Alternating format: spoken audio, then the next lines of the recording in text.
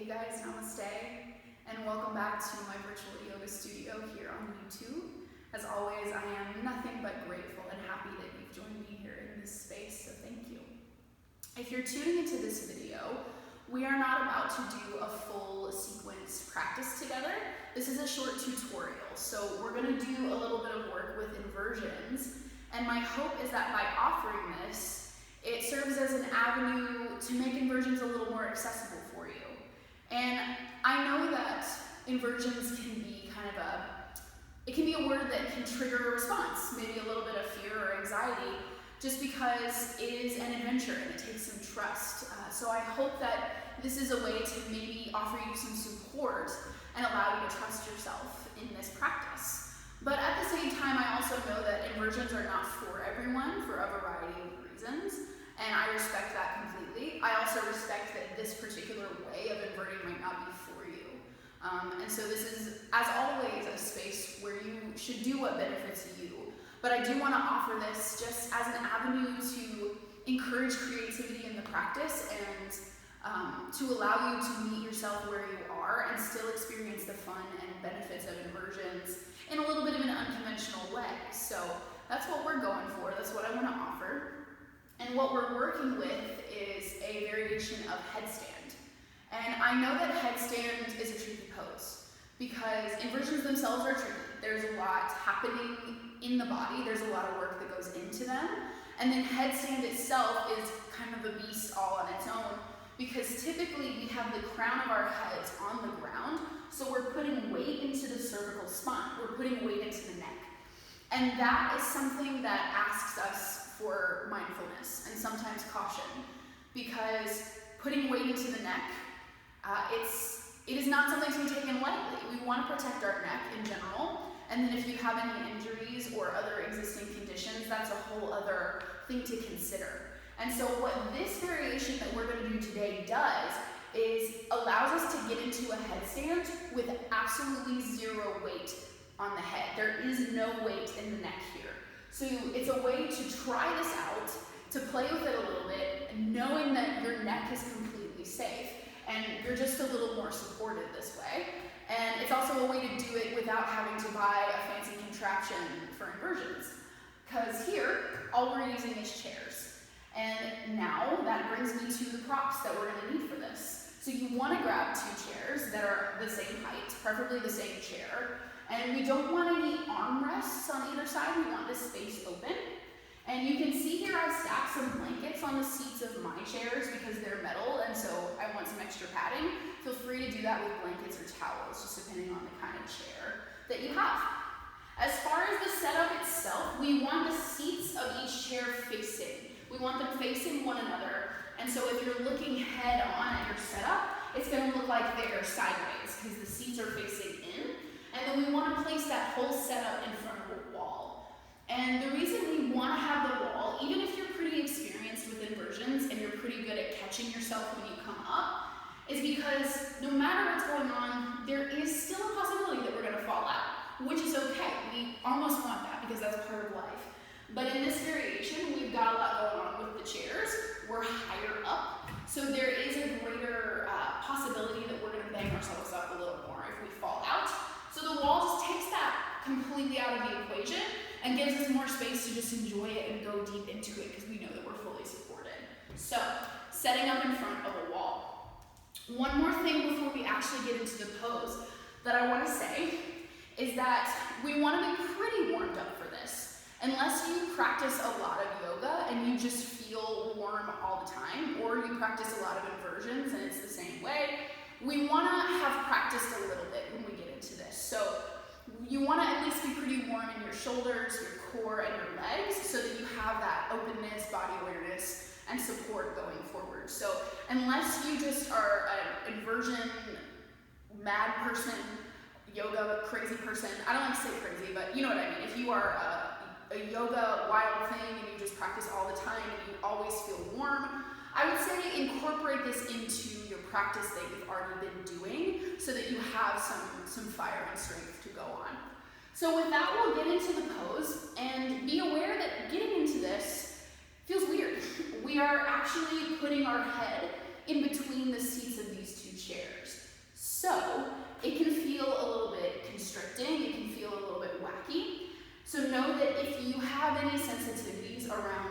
enclosed spaces or having things near your head or your neck, know that this is coming. Know that it might be a little uncomfortable, and if it's not for you, that's okay.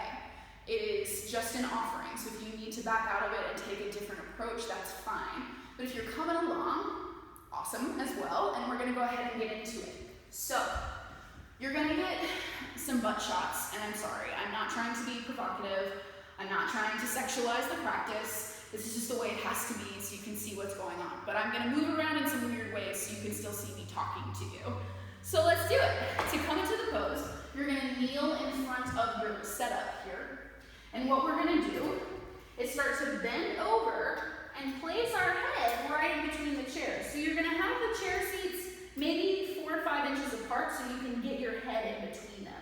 We want the chairs close enough so that our shoulder blades are fully on the seat, totally supported, but not so close that we feel like we're getting our heads cut off. So find that happy medium, move around as much as you need to once you get down here, and then maybe walk your shoulders forward on the seat a little bit because we want total support.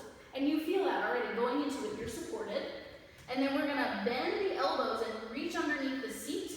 Either grab onto the chair legs like this with your fingertips facing out away from you, or if there's this bar between the chair legs, grab that. Either way, the elbows are bent, and you can see we're in this tripod position, just like a tripod headstand on the mat. So even with the extra support, we want to engage. With the support, we have more freedom to engage. So press your shoulder blades into the chair. Squeeze your shoulders onto your back and keep that. Tone your belly, keep that.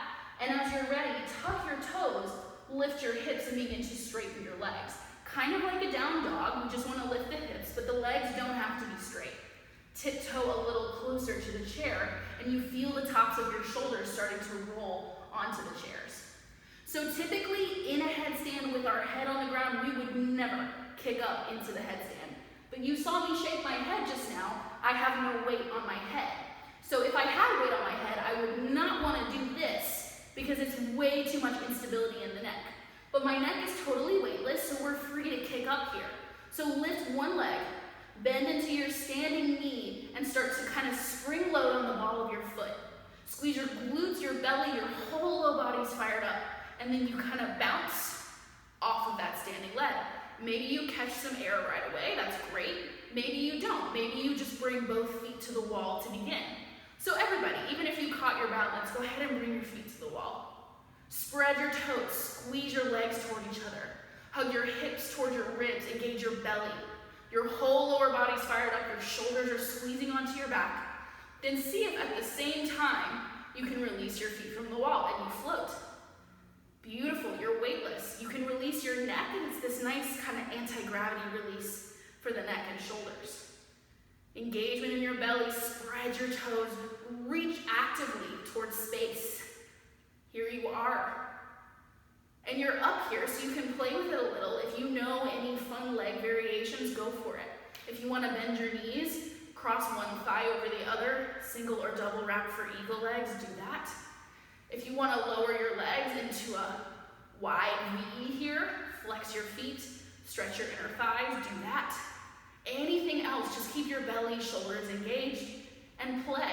Notice you're free to play and work and go deep by meeting yourself where you are here. When you're ready to come down, engage your belly. Slowly as you can, lower one leg. Then the other might not be slow, that's okay. And this is technically a double-sided pose because we lifted one leg to start with. So maybe try to lift your other leg and come up the other way if it's in your body. If you're too tired, don't worry about it. Play as long as you need to. Take your time. And when you're done, lower your knees, widen the chairs. To extract yourself, maybe your hair got caught a little like mine. Either stay in kneeling, maybe work your neck a little bit, or lower yourself to child's pose, forehead toward the mat. Maybe even take your arms by your sides and just settle, ground again after your experience of flying. And take as much time as you need. So I hope you enjoy incorporating that into your practice. I hope that more than anything you see it as freedom to be fully supported and creative in your practice, in order to create the practice that works best for you. Because that's what this is about more than anything, more than going upside down, which is absolutely fun. You can feel how strong you feel and heated in your body. It's fantastic. But more than that, you've met yourself where you are to create your own practice. And that is the deepest yoga to me, is yoga that meets you where you are. So I hope this was a way of practicing that. Even if it wasn't for you, you're still practicing meeting yourself where you are. So once you're done, just feel yourself out for a moment. Inversions are great for changing perspective, for reversing the blood flow, getting some oxygenated blood to our brains, for building incredible upper body and core strength. So just feel yourself ignited and alive and grateful for yourself because you showed up to be explorative. I don't think that's a word. You showed up to explore and be curious. You showed up to trust yourself, because inversions can be scary. It's an adventure. It takes trust. And no matter how you approached this or if you approached it, you're trusting yourself to know your practice. If you did go upside down, you trusted yourself enough to get a little more free and curious and play. So thank you for showing up for that. I honor it deeply.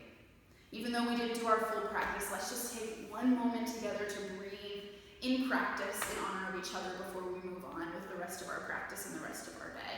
Wherever you are, close your eyes for just a moment. Take a deep breath in. Watch it, listen to it, and exhale. One more time, we breathe and practice together in honor. And exhale. Blessings as you continue with your practice in your day. May you take the lessons that you learned, the fun that you had, the fire that you lit in this practice with you wherever you need it. I'm so happy we shared this together. Namaste.